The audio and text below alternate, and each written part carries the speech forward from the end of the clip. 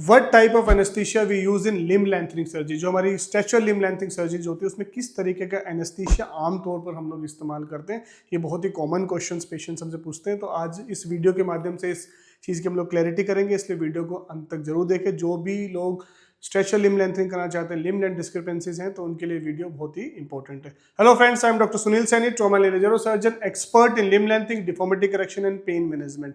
Stretcher limb lengthening, इसमें हम अपने हाइट इंक्रीज कराने की तरफ जाते हैं।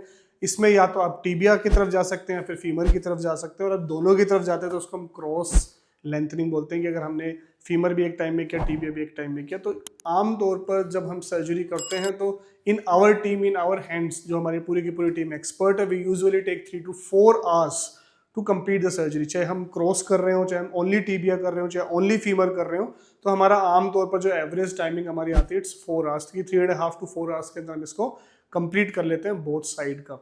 तो इसमें कौन सा एनेस्थीसिया मोस्ट कॉमनली यूज किया जाता है?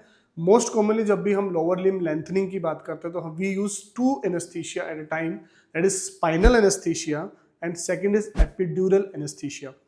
नाउ स्पाइनल एनेस्थीसिया क्योंकि हमारी 2 वर्टिब्रे के बीच में लगाया जाता है, आमतौर पर L2 और L3 के बीच में हम लोग लगाते हैं। इसका अपना एक टाइम ड्यूरेशन होता है, इसकी एक जो मेडिकेशंस होती है उसका एक अपना टाइम ड्यूरेशन होता है कि वो मैक्सिमम 3 to 4 hours के लिए ये एक्ट कर सकता है।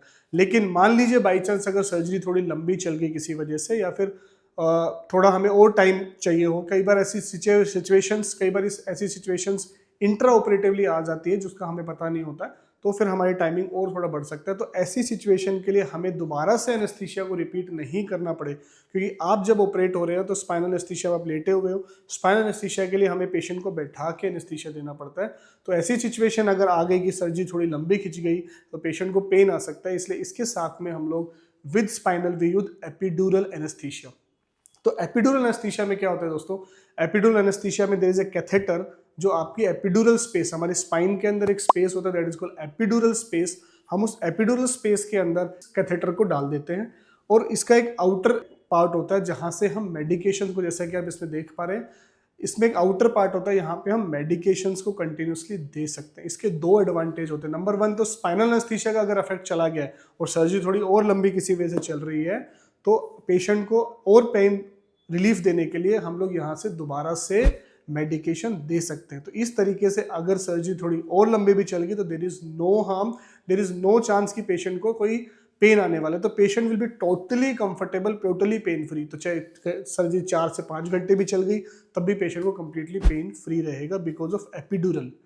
अलोंग विद दैट जो सबसे सेकंड बेस्ट एडवांटेज जो इस एपिड्यूरल टेक्निक का हमें मिलता है कि पोस्ट सर्जरी, जो बहुत ही ज़्यादा कॉमन पेशेंट्स का क्वेश्चन भी रहता है, मन में डर भी रहता है कि कहीं इतनी ज़्यादा ये फ्रैक्चर क्रिएट करोगे, आप नेल डालोगे, एलोइन करोगे, तो फिर बाहर में एक्सल फिक्सेटर लगाओगे, इतना पेन मुझे रहेगा, बर्दाश्त कर पाऊंगा कि नहीं कर पाऊंगा।